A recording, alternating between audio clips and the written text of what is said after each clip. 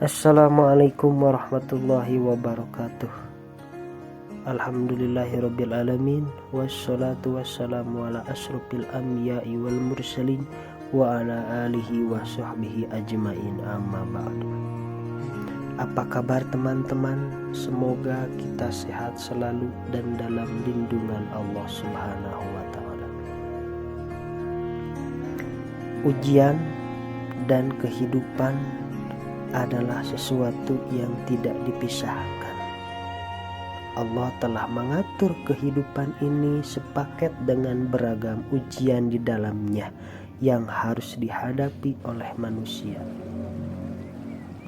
Hal ini sering kita lupakan atau bahkan tidak disadari, sehingga tak jarang kita merasa putus asa, bahkan merelakan nyawa kita sendiri.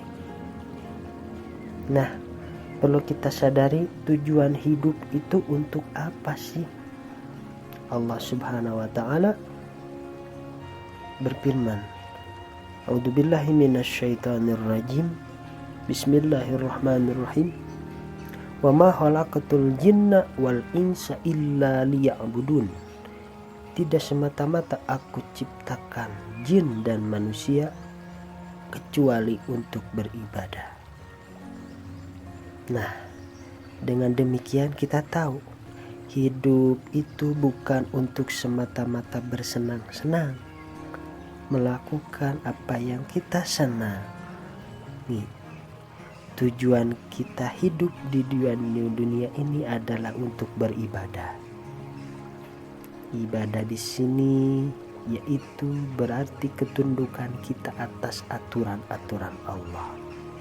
Semakin kita mematuhi aturan yang Allah buat, maka semakin tinggi derajat keimanan kita sebagai hambanya.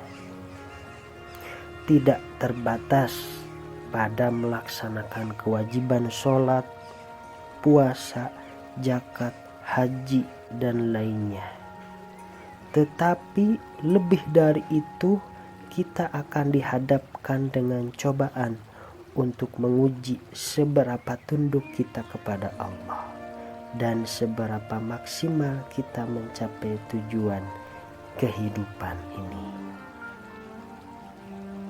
Nah, cobaan yang datang kepada kita berupa hal apapun, itu hakikatnya datang dari Allah untuk menguji apakah ia ingat kepadaku, kata Allah. Apakah ia sadar kepadaku, kata Allah.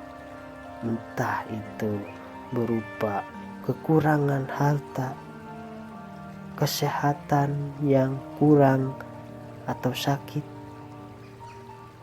Itu adalah semuanya cobaan dari Allah untuk menguji seberapa besar iman kita kepada Allah, seberapa tunduk kita kepada Allah, seberapa sadar.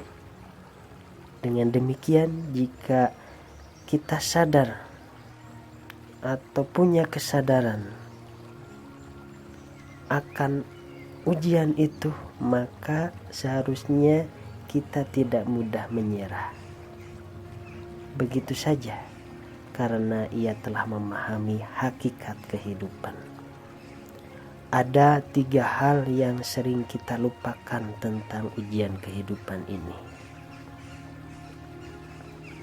Adanya ujian yang menyulitkan kita beriringan dengan tersedianya harapan. Di mana ada kesulitan, di situ ada kemudahan. Dalam Al-Quran, Inna ma'al usri yusra, inna ma'al usri. Nah, di mana ada kesulitan, di situ ada kemudahan. Saat kita putus asa dengan ujian, maka sebenarnya harus kita yakini dan pahami di situ adalah ada kemudahan dalam aspek lain di kehidupan kita yang kita bisa nikmati. Disinilah sabar dan syukur berperan mengendalikan diri kita agar tidak terlepas dari aturan Allah. Yang pertama, hal yang sering dilupakan tentang ujian kehidupan ini adalah hidup itu adalah berlomba-lomba mengerjakan kebaikan. Kehidupan harus diwarnai dengan semangat berlomba-lomba dalam berbuat kebajikan dan menjauhi kejahatan.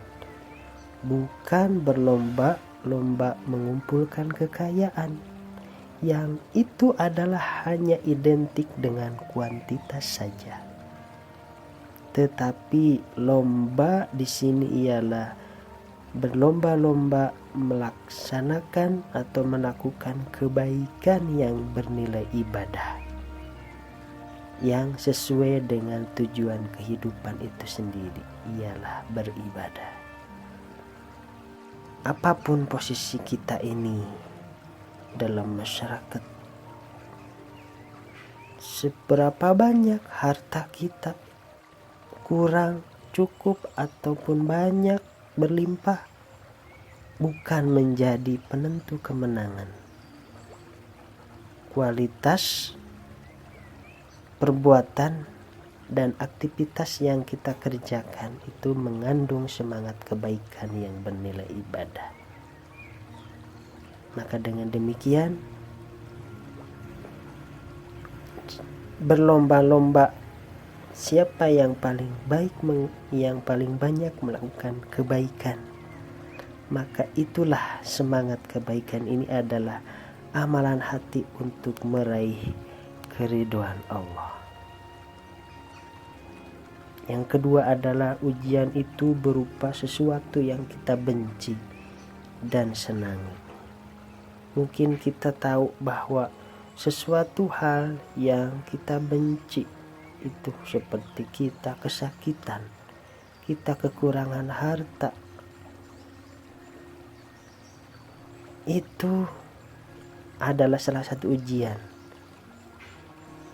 Bahkan ujian itu kadang banyak orang mampu untuk menghadapinya dan bahkan ingat dan sadar bahwa itu ujian dari Allah. Tetapi bahkan banyak orang juga yang tidak sadar bahwa sesuatu yang menyenangkan, memuaskan, memberikan kenikmatan seperti punya anak-anak, pasangan, harta, kesehatan, jabatan, pengaruh wibawa di masyarakat, ketentraman, kerukunan, itu pun adalah ujian dari Allah. Apakah dengan diberinya kenikmatan sesuatu yang kita senangi akan sadar bahwa ini adalah pemberian Allah,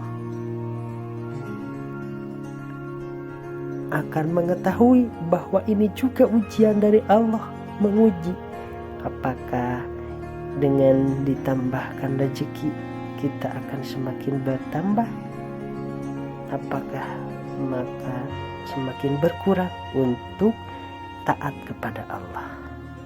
Maka yang baik atau yang semakin sadar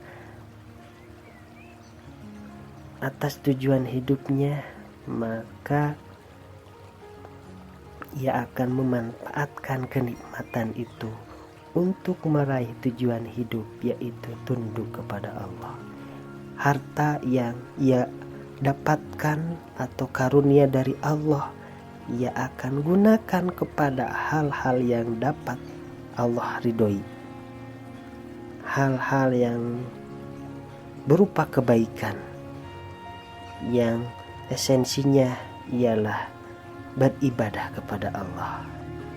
Harta yang ia nikmati akan dimanfaatkan untuk mengerjakan rukun Islam.